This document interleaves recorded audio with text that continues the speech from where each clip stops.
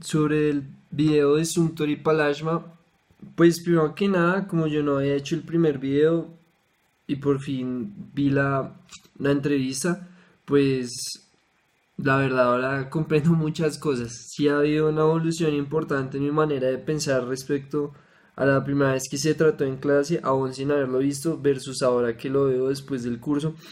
Primeramente porque en un principio yo no comprendía muy bien esta situación de cómo algo puede ser como un producto sin haber pasado por el raciocinio, o sea, como algo mental pasa, sí, como el arte llegaba a ser algo real sin haber pasado antes por el raciocinio. Y me parece que ahora es un poco más claro, pero primero que nada como que trato de tener una línea de discurso que igualmente tampoco es como tan configurada. Primero, pues me parece que en ese video se ve que Suntor es un bully, si es un montadorcito de primera. Segundo, que Palashma es como bastante culto, se me hace a mí, pero le falta totalmente el carisma. Sin embargo, siento que ambos tienen unas líneas de pensamiento que no son realmente iguales, pero de pronto son un poco compatibles. Todavía no comprendo muy bien cómo, porque no conozco la obra de Palashma a fondo, pero siento que tratan de abordar temas bastante parecidos, pero desde visiones sutilmente distintas en ciertos puntos y completamente ajenas en otros. Sin embargo, como que vuelve uno em, como a repensar otra vez ese tema del edificio, de cómo el edificio y la arquitectura, solo por ser arquitectura, por una configuración específica, puede, puede como comunicar algo, como con su existencia misma, sin deseo de decir nada, sino simplemente por ser lo que es. Y entonces Sumter empieza, bueno, digamos que esto ya es relatar un poco el video, pero cuando empieza a hablar sobre cómo ciertos edificios uno entra y son memorables porque producen algo.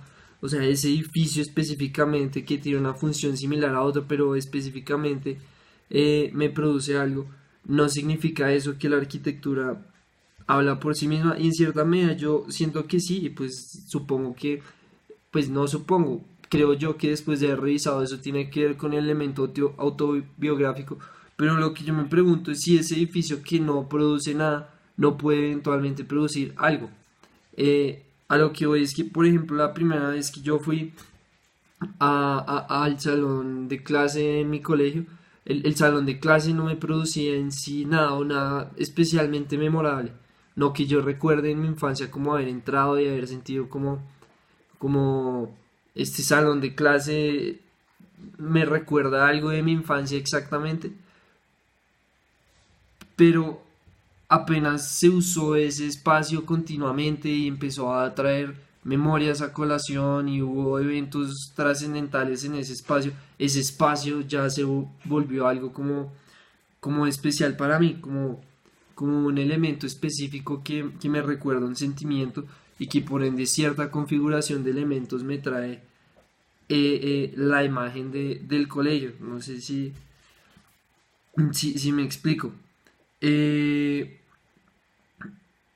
sí, también pues vuelvo otra vez al tema de la pregunta de si es primero la experiencia y la producción racional o es primero la analógica, que ese fue uno de los debates que a mí más me costó entender y siento que aún todavía es bastante complejo porque en que- y yo me remonto un poco a la clase de arquetipos porque fue todo el tema de cómo las pinturas rupestres realmente llevan la capacidad del ser humano de ser el ser humano. Y puede estar parafraseando mal, pero fue en ese momento cuando un pensamiento analógico de pintar, no sé, las pinturas rupestres y representar algo de la realidad, lo que realmente nos dio la capacidad de entender que estábamos, que éramos otra cosa, ¿sí?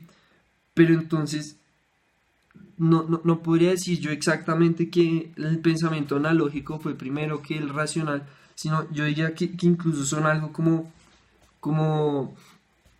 como al mismo tiempo, como, sí, como mutuos y van casi que contemporáneos al mismo tiempo produciendo y absorbiendo la realidad.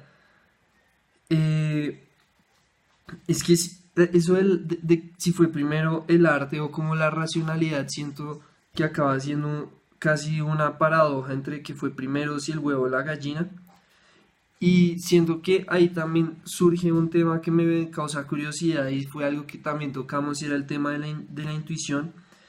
Y es esa intuición que yo siento que sí existe y que sí que es algún elemento como puntual en, en nuestro existir, de dónde, o sea, de dónde proviene y cómo se conforma. ¿Esta intuición es algo natural o es algo que eventualmente evoluciona, es inherente a cada ser humano, como algunas personas tienen mejor intuición que otras? Y yo diría que sí, y principalmente es porque la intuición está totalmente relacionada como, como a través de nuestro contexto y de nuestro tiempo.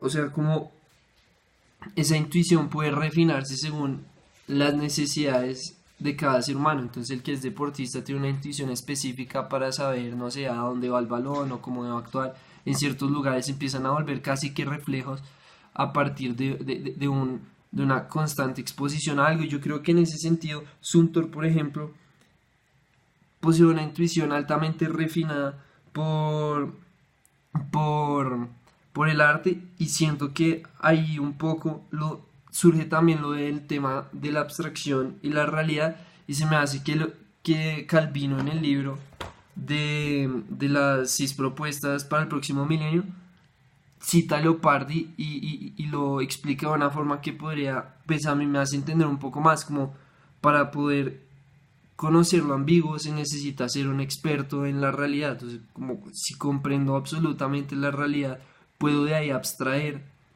elementos y ponerlos como a la luz de la realidad. Y es ahí cuando ese tema abstraído se vuelve increíblemente real, porque sí, porque siento que ya es como en lo que dije la respuesta, y siento que Sumter también como que lo menciona muy bien ahí. ¿Y ya?